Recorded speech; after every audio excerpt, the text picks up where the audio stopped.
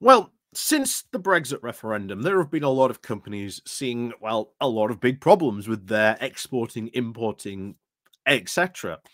It has become a huge source of pain for a lot of companies. As we talked about just last week, how long before these companies start to once again really speak out with a bigger and bigger voice? We saw also very recently that in the polls, if there were to be another Brexit referendum, we'd vote back in. you know, we know, and I keep on bringing up Europeans, European leaders, diplomats, people in the EU themselves seem to be quite open, not only to having talks and negotiations and even doing side deals. I know, shock horror, with the UK, but I've also said many times, if that is the reaction, what would happen if we generally went back to them with a serious note of we want to rejoin the EU?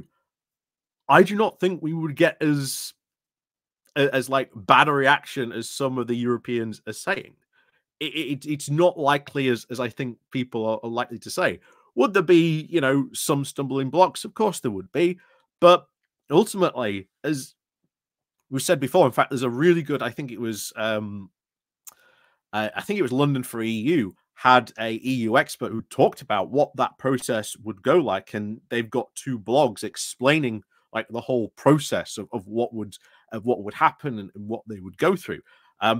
All of these things are very, very clearable. It's very, very doable from our end. It would not be too much of an issue for us to do some of this stuff because we are an advanced democracy. We can do some of this stuff pretty quickly. But there you go. But unfortunately, I want to talk about a business, unfortunately, called let me make sure I'm pronouncing this correctly. It's Hotchillee, I think. But they're a biking company. And they have been having, they've recently got into liquidation. And one of the things that they cite amongst the current financial challenges, and of course, the stuff since the pandemic, they have said specifically since the Brexit referendum. That should tell you quite a lot. But once again, pressure like that has put a lot of pressure on this company. What's this doing to other companies? But more importantly, this isn't the first cycling company we've covered. Like, this is not the first cycling company we have covered on this channel. I'm pretty sure we have covered at least two, maybe even three other. Maybe even this is like the fourth cycling company we've covered over this. What's gone on? What's happened to like some of these companies? But if you go to their website, this is what you're currently met with. So let's read this statement from them over. So it is now with great and deep sadness that Hockley have now formally instructed Ben Stryton and Nadeem Alian of the FRPT Advisory Trading Limited to now assist in the placing of the company now into liquidation in the coming weeks, due to the financial difficulties experienced in recent years. Despite our best efforts, the combination now of internal matters, ongoing financial challenges following COVID-19, and the Brexit referendum, and now without significant capital injection to now continue trading, the directors now sought advice in dealing with the company's affairs. After 20 extraordinary years, it is now a devastating blow to all of us at Hotchillee, as we had our loyal communities and partners. Regrettably, this means that we will no longer able to deliver on our upcoming events, including the London to Paris Gravel in 2024, the Sri Lanka Gravel in 2025, and the Cape Rouleur back also in 2025. The proposed liquidations, the proposed liquidators will be in touch with creditors very shortly to outline the options and next steps. We greatly value and, of course, appreciate our community, and with serious apologies now for the abruptness of this announcement and, of course, the inconvenience this may cause. This is an incredibly difficult situation for anyone, and your understanding and patience due to these challenges now are greatly appreciated. Yours sincerely, Steve Farrell, and, of course, he's the liquidator, or at least the chief executive of the company. That's incredibly upsetting. That is, of course, incredibly upsetting. As the guy said there, that company's been going for 20 years. for a company to go 20 years, may not sound that long, but getting a company going that long, that is quite an incredible achievement. And that is, of course, a very, very sad moment for him and the rest of his employees, that the company now has to go on this. So it is very, very, very disappointing indeed that this stuff has to happen. But this is definitely a combination of factors, as they said, and they pointed out. This isn't Brexit alone, but it's very, very interesting. They would say in a wrap-up liquidation agreement that they have had these challenges since the Brexit referendum. That is very interesting that they would say that. In fact, you then get this on here. This is a cycling website. So Hotchillee cancels all events and now to enter liquidation following the ongoing financial challenges following COVID and the Brexit referendum.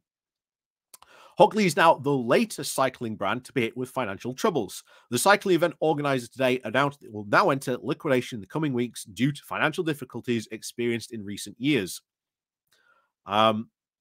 It's really, really a shame, of course, this happened, and they're talking about it. And of course, they go to talk about one of the biggest problems was, of course, this was like a London to Paris event. So it was though getting people across the border. Not as easy as it used to be.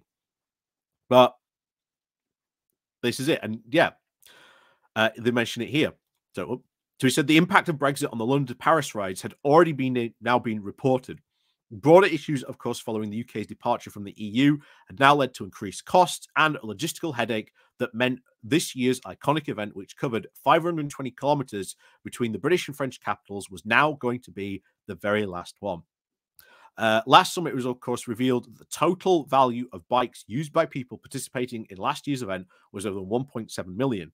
And due to the custom changes following Brexit, and a caveat for the entire now fleet has to be completed to avoid import duties for being applied to each individual bicycle. So again, it's just paperwork, costs, challenges, Brexit here, really following through this stuff. It's a shame, but like I say, it wasn't just Brexit here. There's people are going to say, "Oh, well, it wasn't just Brexit," and they do bring this up, because they had 260,000 pounds worth of bikes was stolen from a cycling event recently. So, significant financial challenges indeed. But that cannot be easy to have to fight, of course, coming out of COVID, the Brexit, and again, specifically mentioning the Brexit referendum, I think is very interesting, because they're not just saying, "Oh, it's Brexit." No, since the Brexit referendum, they said in that dissolution note and the notice of liquidation. And again, it's a sad day, unfortunately, because there's going to be people who lose their jobs because of it, and then of course, because it's a cycling event, what about other people who are part of that event? People who maybe did stands, stalls, etc. There could be other companies that are also involved with this event that are now going to lose out because this event isn't going to run, or this company goes bankrupt. It has a big knock-on effect, and that's quite a shame, really, at the end of the day.